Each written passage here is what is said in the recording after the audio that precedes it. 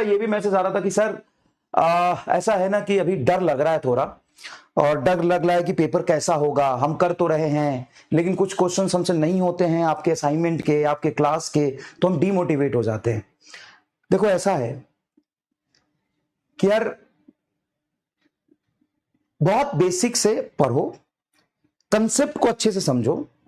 जो PYQ है वो सिर्फ 2016 और 25 के नहीं, सारे ईयर के आपको करने हैं, सारे ईयर के करने, 2025 भी करने, 16 भी करने, 21 भी करने, 22 भी करने, 24 भी करने। अपने आप को इस तरीके से पढ़ो कि मेहनत करना है।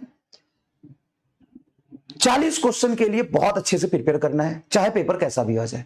अगर पेपर इजी आता है तब तो आपको 40 क्वेश्चन करनी ही है।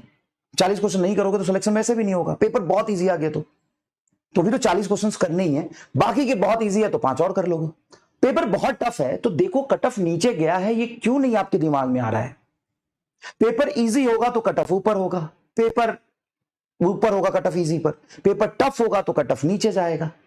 आप इतना पैनिक और परेशान क्यों हो रहे हैं? पढ़ना वही है, आज भी वही पढ़ना है जैसा फिजिक्स नीट में आता है, जिस तरीके से कंसेप्ट को समझ के, न्यूमेरिकल प्रैक्टिस करके, जो NEET oriented, JEE Main oriented physics होता है, जैसे सवाल बनते हैं, जैसे क्वेश्चन बनते हैं, वैसे करने हैं। खूब सारे आपको क्वेश्चन प्रैक्टिस करनी है, कंसेप्ट को अच्छे से समझना है, बस वही करना है। बहुत कुछ रॉकेट साइंस आपको नहीं करना है, वही धीरे धीरे आपको करना है।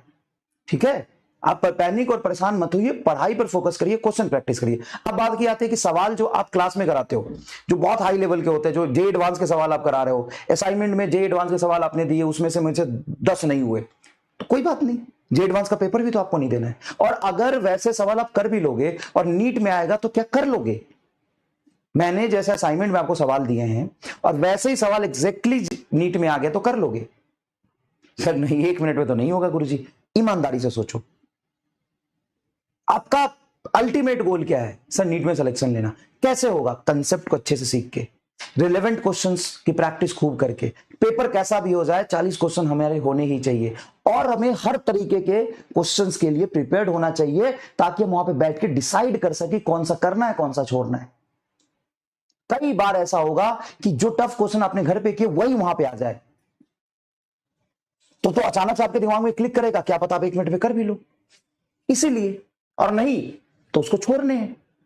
क्या जैसे मैंने असाइनमेंट दिए वैसे ही सवाल 40 आएंगे क्या? नहीं, तो इस बात को समझिए अच्छे से। ठीक है, समझ गए अच्छे से?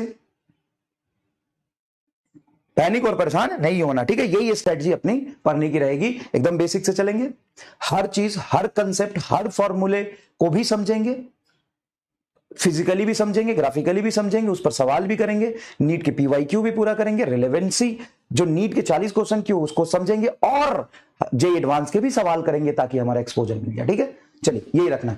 अब बात आती है कि अगर हम ग्राफ की एनालिसिस करें तो मान लो ये पोजीशन है x, वेलोसिटी है v, एंड एक्सेलरेशन है a।